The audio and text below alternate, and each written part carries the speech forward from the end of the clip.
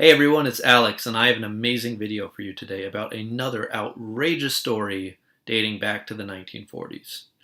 Now don't worry, I'm going to bring it all the way back to today, and this is still relevant, but this is a good story that you're going to want to pay attention to because at every twist and turn, it just gets more and more shocking.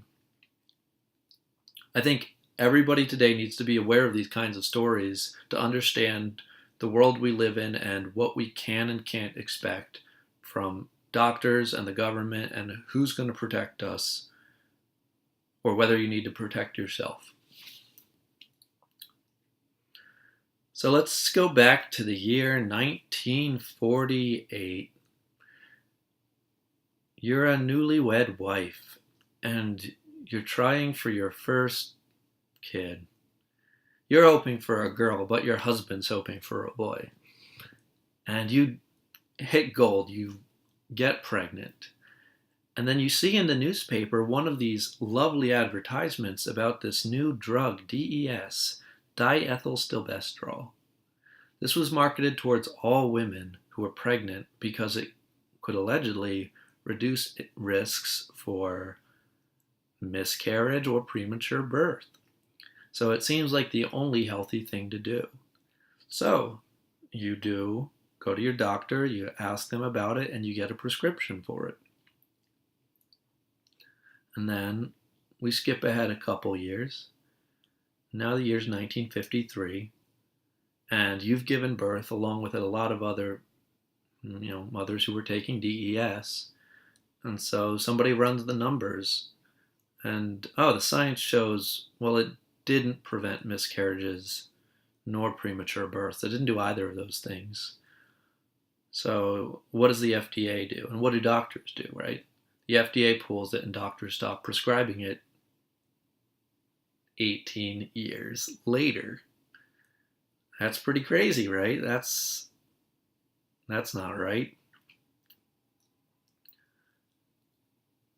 And then actually in 78, new science comes in and shows, well, actually, if you took this drug, you were more likely to have a miscarriage. It's crazy that drug ever got approved in the first place. But you dodged a bullet, and your little boy, Billy, was born all right. And he's starting to grow up now. Remember the year's 1978, now that the latest science has come out. And a lot of new science is starting to happen that's kind of disturbing. One shows you might be at a higher risk of breast cancer for having taken DES. And as time goes on, you're going to learn a couple things about the risks your son are at. For one, there's an 83% increase in the odds he'll be depressed. Now that's interesting to me because I think when people ask, what's the cause of depression, they don't always think it's chemicals in our environment.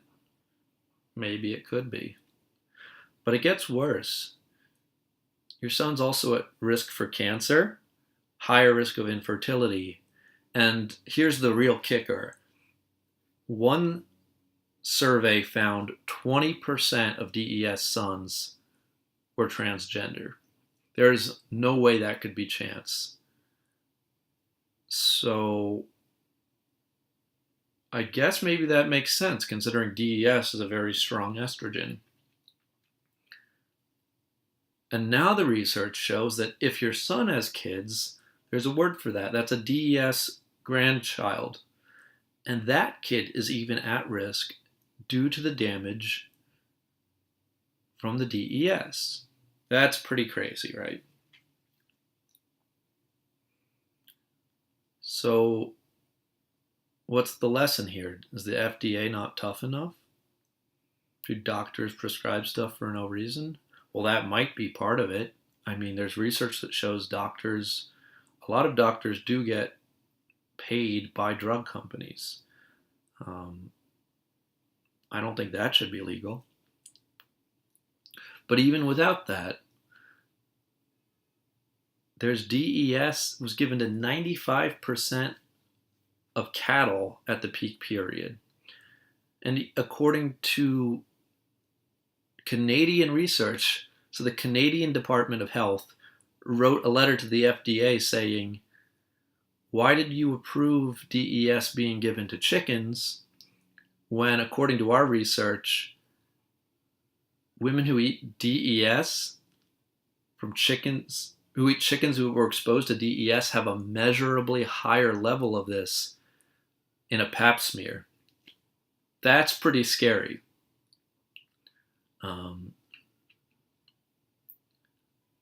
So it just seems to get crazier at every turn. And so, of course, DES is now illegal, right? But is the story really over? Well, maybe, maybe not. Because DES is an estrogen, an endocrine disruptor. Now, it's not the only one out there. You might be kind of shocked to learn that there's a substance, bisphenol A, that is also an endocrine disruptor. It acts as an estrogen in the body. And you're probably coming in contact with it. Why? Because it's in many hard plastics and in the lining of cans for food. This is why it's unsafe to microwave food in a lot of different plastic containers, even in certain water bottles. Now, it's much less powerful than DES, don't get me wrong, but it's much more prevalent. And don't forget, plastic samples are found in 95% of tap water samples. So is there BPA in those too? Hard to say. But it's really starting to look like it's coming together here. Like when sperm counts are decreasing 50% in developed countries, something's got to be causing that.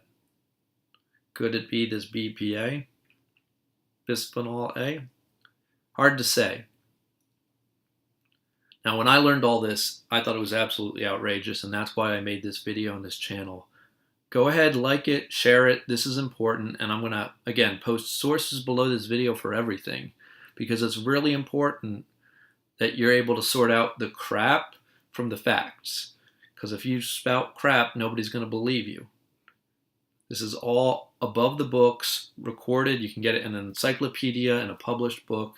You can even look up a lot of these records. They have actual memos from the FDA dating back, to the 40s. Anyways, I hope you liked it. Again, please help get the word out there. This is a real problem. And I'll see you all next week.